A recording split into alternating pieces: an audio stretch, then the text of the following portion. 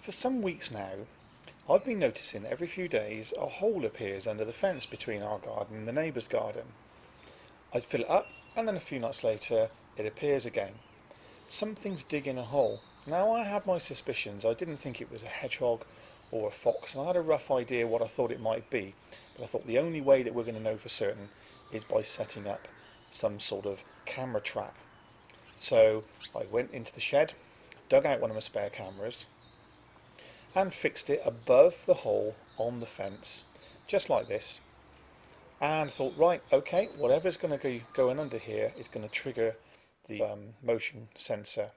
And sure enough, after a couple of nights, here's the culprit, and of course it's a badger. Now, badgers have been coming into the garden for quite a few years. I found them, well, in fact, the first time I realised they'd been coming in was about 3 years ago. And this badger, on the first occasion, as you can see, turns away, doesn't bother to dig, but on this night, a few nights later, it's decided it is going to make its way through. Now, badgers are very habitual.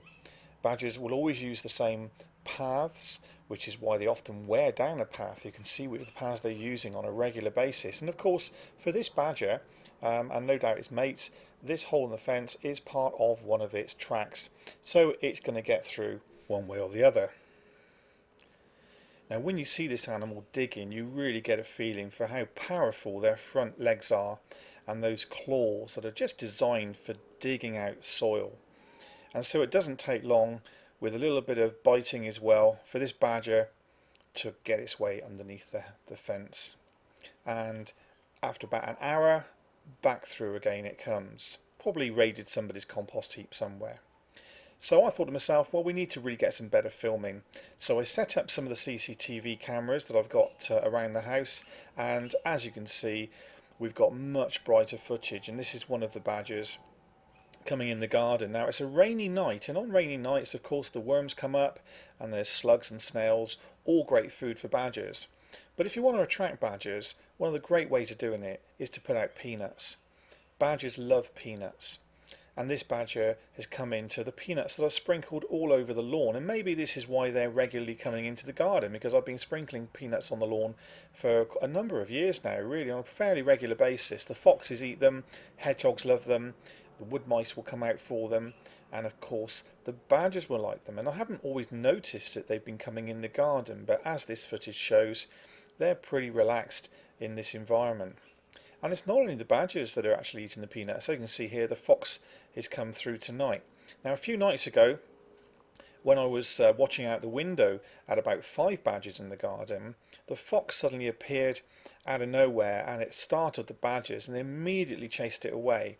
But on this occasion, you can see that these 2 badgers are tolerating the fox being close to them and sharing the food. Fox has always got one eye open, because if a badger got hold of him, it really would do the fox a lot of damage. Badgers are very powerful animals. But as you can see, everybody seems quite happy.